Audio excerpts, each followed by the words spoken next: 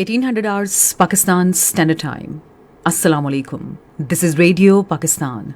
The news read by Sumera Kaval. First, the headlines. Prime Minister inaugurated Gwadar East Bay Expressway a short while ago. Foreign Office says Pakistan wants a peaceful, stable and prosperous Afghanistan and will not like anyone playing the role of spoiler against this overall objective. Pakistan and Azerbaijan have expressed desire to strengthen cooperation in diverse fields including oil, energy and tourism. In Indian illegally occupied Jammu and Kashmir, Modi-led fascist Indian government is deploying more troops to suppress the Kashmiris' ongoing struggle for freedom. United States, in its annual report on international religious freedom, has once again expressed concerns over continued attacks on religious minorities and their worship places in India. Pakistan women have won second one-day international against Sri Lankan women by 73 runs at Karachi this evening. And now the news in detail. Prime Minister Mohammad Shehbaz Sharif has emphasized the need to work on war footings to develop Gwadar. Addressing the inaugural ceremony of Gwadar East Bay Expressway this evening, Prime Minister said East Bay through Coastal Highway will connect Gwadar with Karachi. He said the government will provide free-of-cost engines to the 2,000 fishermen.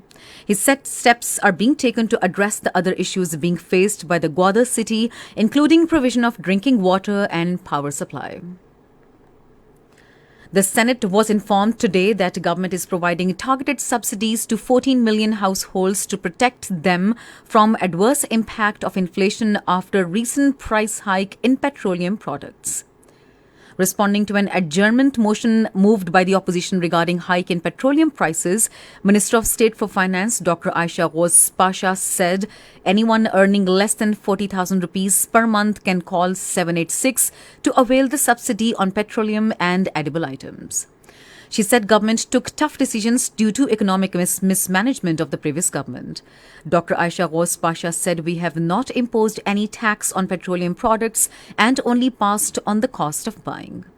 Minister of State urged the opposition to come up with their suggestions for the cause of Pakistan's economy and security instead of playing politics on this matter. Minister of State for Petroleum Musaddiq Malik says the government has taken tough decision of increasing petroleum prices to stabilize the economy and prevent economic destruction and bankruptcy of the country. Talking to media in Islamabad today, he said government announced a relief package before enhancing prices of the petroleum products. He further said 2,000 rupees are being provided to the people of low-income groups to lessen burden of increased petroleum prices. Minister of State said government was compelled to raise petroleum prices due to commitments made by previous government of Pakistan Tehreek-e-Insaf with International Monetary Fund and other financial institutions.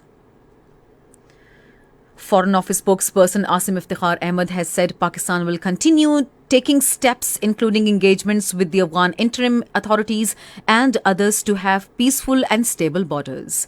Replying to a question at his weekly news briefing in Islamabad this afternoon, he said, it is in the interest of the neighbouring countries to have peaceful and stable borders.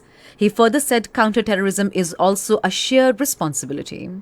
Regarding the threat of terrorism and cross-border attacks, he said Pakistan has consistently raised such issues with the interim Afghan authorities and it is hoped that they will be taking steps to address these concerns. Pakistan and Azerbaijan have expressed desire to strengthen cooperation in diverse fields including oil, energy and tourism. The desire was expressed during a meeting between Ambassador of Azerbaijan to Pakistan, Khazar Farhadov, and Minister of State for Petroleum Dr. Musaddiq Malik in Islamabad today. Minister of State lauded long-standing relations between the two countries and reiterated resolve of the government to further strengthen them. He said a focal person will be appointed from Petroleum Division for all energy sector collaborations. Minister of State welcomed the investment proposals worth $100 million from Azerbaijan's state oil company in LNG sector. First Hajj flight under government scheme will depart from Islamabad on Monday. This was announced by the spokesperson of Ministry of Religious Affairs today. According to the Hajj flight's schedule, 32,000 pilgrims will be flown to Saudi Arabia via 106 Hajj flights. The spokesperson said 42 flights will be operated from Islamabad under Road to Makkah project. Hajj pilgrims are also being informed about the flights through the website and SMSs on their mobile numbers. This is Radio Pakistan. In Indian illegally occupied Jammu and Kashmir, Narendra Modi-led fascist Indian government is deploying more troops to suppress the Kashmiris' ongoing struggle for freedom of their homeland from India's illegal occupation.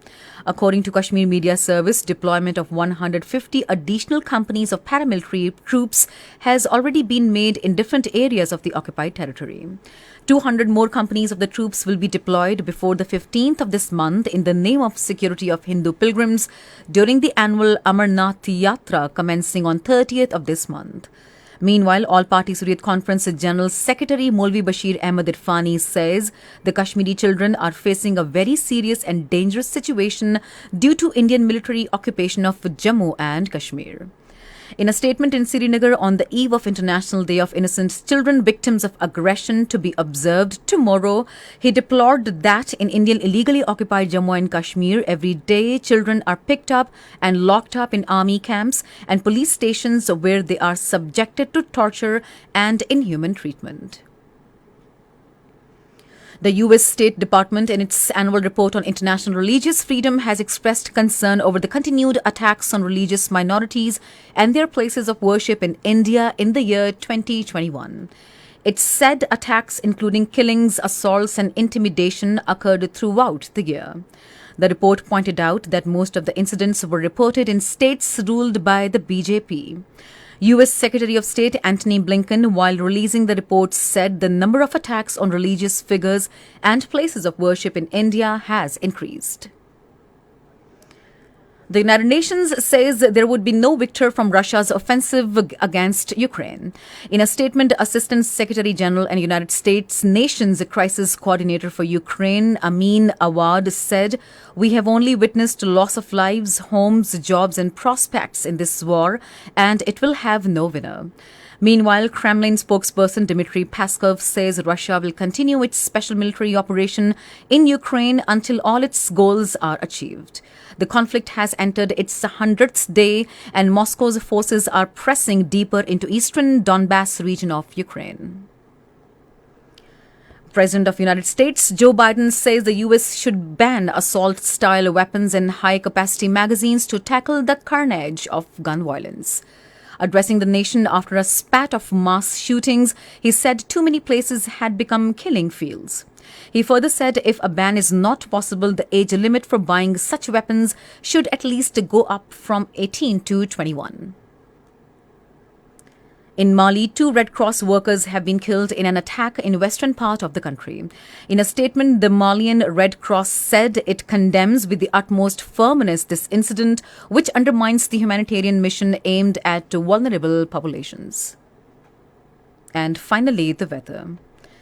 Mainly hot and dry weather is expected in most plain areas of the country, while very hot in South Punjab and Upper Sindh during the next 12 hours. However, light rain, wind and thunderstorm is expected at isolated places in Gilgit-Baltistan and Upper Khyber Pakhtunkhwa. To end the news, here are some of the headlines once again. Prime Minister inaugurated Gwadar East Bay Expressway a short while ago. Foreign Office says Pakistan wants a peaceful, stable and prosperous Afghanistan and will not like anyone playing the role of spoiler against this overall objective. Pakistan and Azerbaijan have expressed a desire to strengthen cooperation in diverse fields, including oil, energy and tourism. United States, in its annual report on international religious freedom, has once again expressed concerns over continued attacks on religious minorities and their worship places in India. Pakistani women have won second one-day international against Sri Lankan women by 78 runs at Karachi this evening. And that is the end of the news. For more news and analyses, log on to our website radio.gov.pk and also watch live streaming of our bulletins on the link facebook.com/radio Pakistan News Official.